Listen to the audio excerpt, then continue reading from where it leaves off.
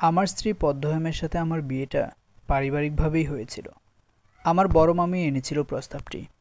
বড় মামির বোনের দেবরের ছোট শালীর মেয়ে পদ্মহেম। বিয়ের আলোচনা যখন চলছিল তখন আমি সদ্য একটি মাল্টিন্যাশনাল কোম্পানিতে জয়েন করেছি। নতুন চাকরি, নতুন দায়িত্ব মাথায় নিয়ে আমার শ্বাস ফেলবার সময় নেই। এদিকে ছেলের চাকরি হওয়া মাত্র তার বিয়ের ব্যবস্থা করা এই সমাজের অলিখিত নিয়ম।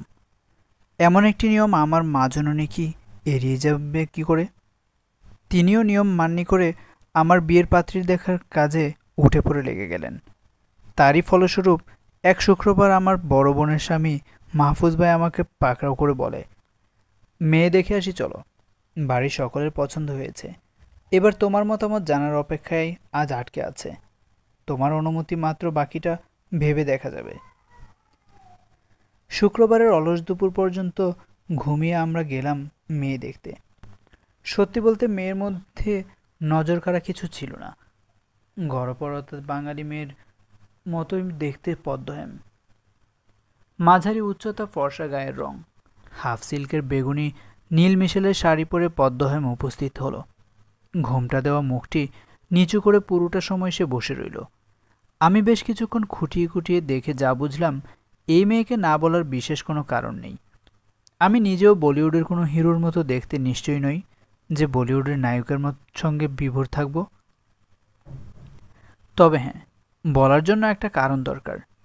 বাকিটা সময় মন থেকে একটি বার্তা পাওয়ার অপেক্ষায় তটস্থ রইল।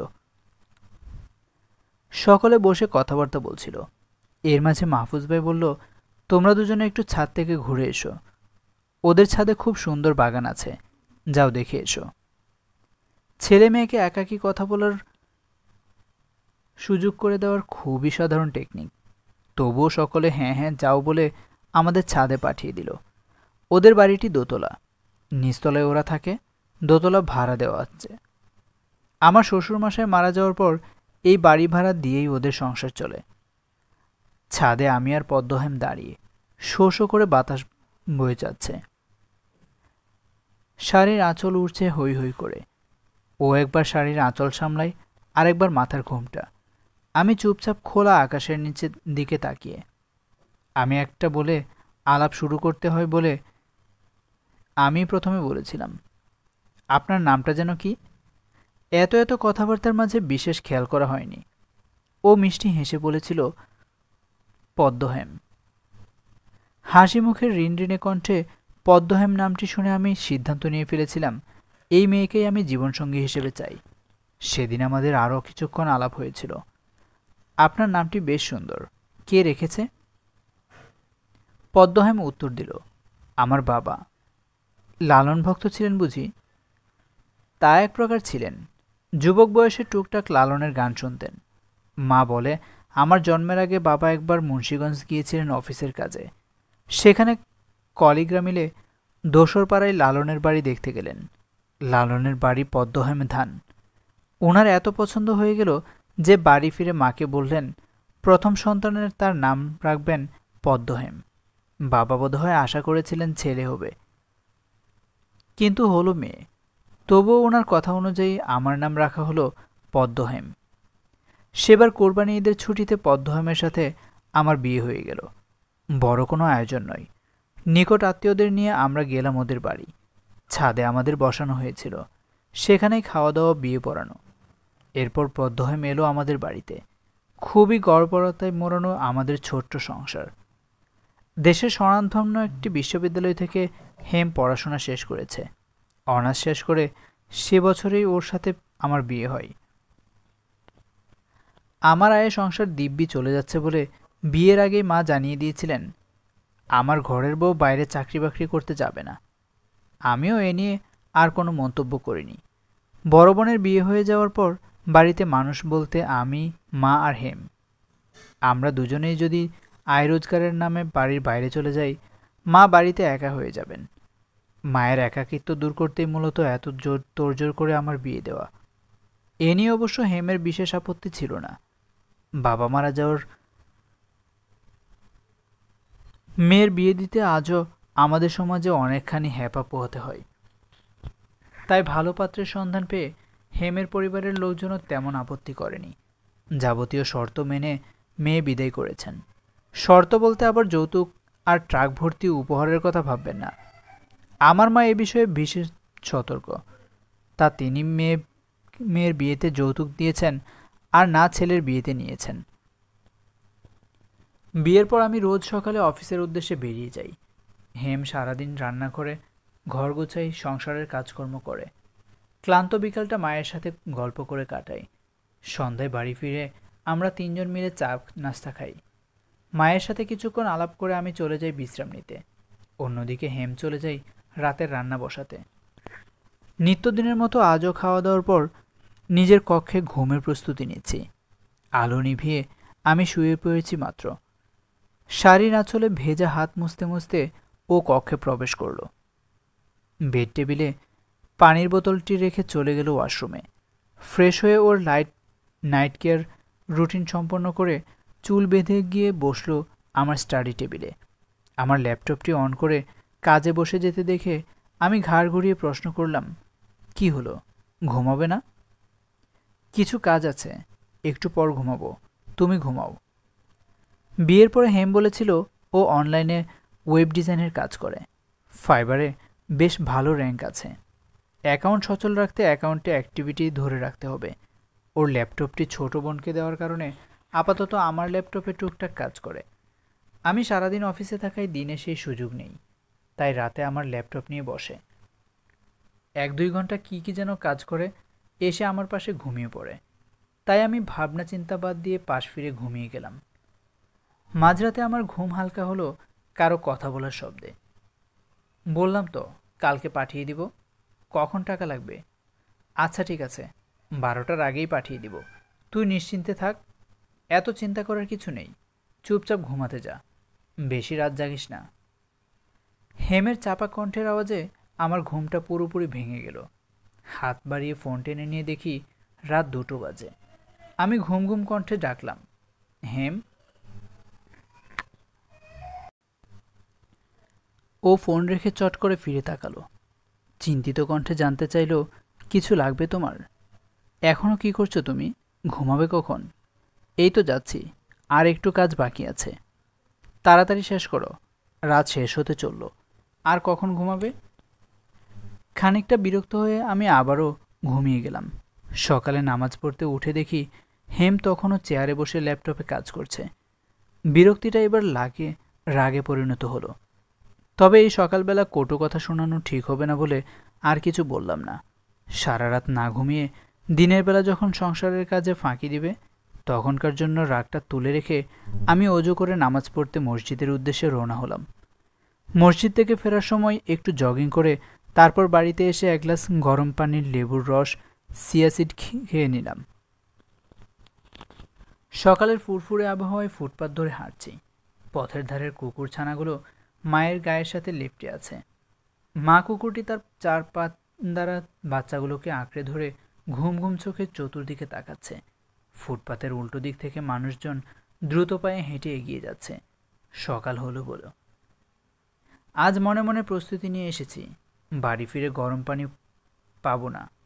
ঘরে ঢুকে যখন দেখব বিছানায় এলোমেলো হয়ে হেম ঘুমাচ্ছে, তখন রাত জেগে কাজ করার মজা দেখাবো। মনে আমার পৈশাচিক এক আনন্দ। কলিং বেল বাজাতেই হেম হাসি মুখে দরজা খুলে দিল। তাঁতের শাড়ি গায়ে, ভেজা খোলা চুলে শিশির ভেজা শিউলি ফুলের মতো লাগছে ওকে। আমার সমস্ত রাগ বিরক্তি ওর চুলে বেয়ে টুপটুপ করে পড়তে থাকা জলের ধারায় ধুয়ে মুছে গেল। আমি অবাক বিস্ময়ে সোফায় বসে দেখলাম ড্রয়িং রুমের ফ্যানটি চালু করে দিয়ে হেম রান্নাঘরে চলে গেল। গরম পানির গ্লাসটি আমার হাতে এনে দিলে আমি চুপচাপ বিরস মুখে তাতে চুমুক দিলাম। হেমতে তখনও ছুটছে। 1 কাপ চা নিয়ে মায়ের ঘরে গেল। হাত মুখ ধোয়ার জন্য গরম পানি ওয়াশরুমে দিয়ে এলো। নাস্তা বানিয়ে ডাইনিং টেবিল ভরিয়ে ফেলে মা এবং ডাক দিল। আমরা সবাই মিলে নাস্তা খাচ্ছি। বরাবরের মতো ত্রুটিহীন সুস্বাদু রান্না। আমি ভেবেছিলাম রাত জাগার ক্লান্তির চিহ্ন অন্তত রান্নায় খুঁজে পাব, কিন্তু পেলাম না। দীর্ঘ রাত ক্লান্তিহীন কাজ করার পরেও হেমের চোখে মুখে ক্লান্তির কোনো চিহ্ন নেই।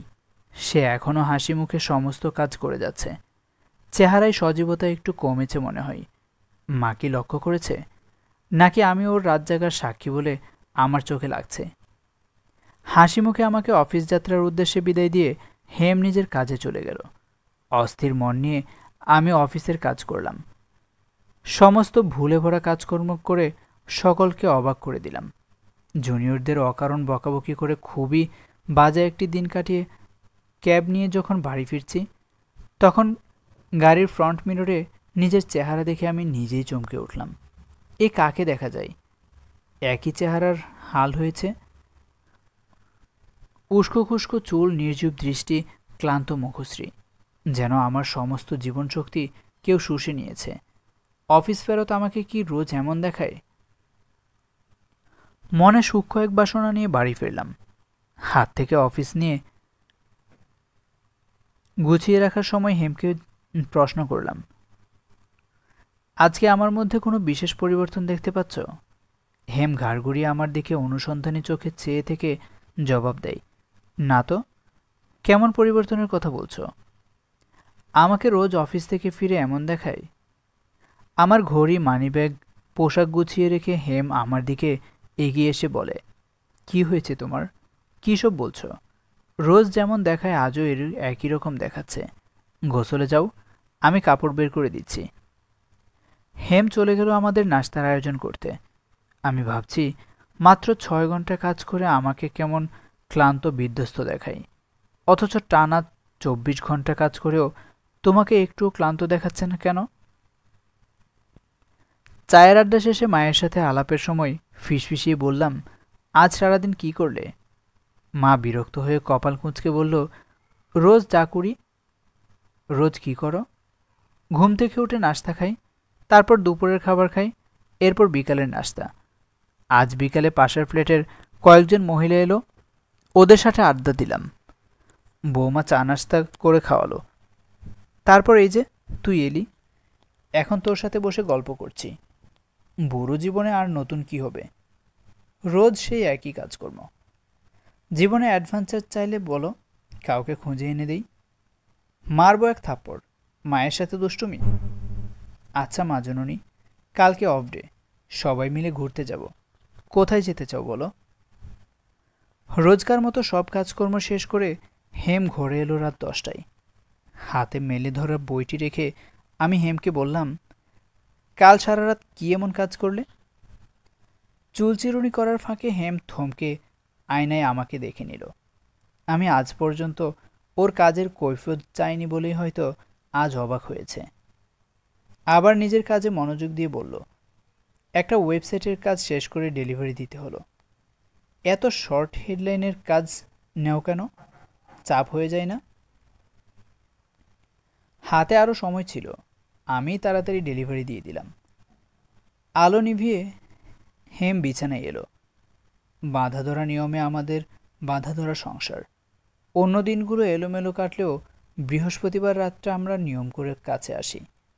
পরের দিন ছুটি থাকায় আমার তেমন একটা তাড়া থাকে না। একে অপরের বাহুডোরে দীর্ঘ বিনিদ্র রাত পাড়ি দিয়ে সকালে বেশ বেলা করে ঘুম থেকে উঠি।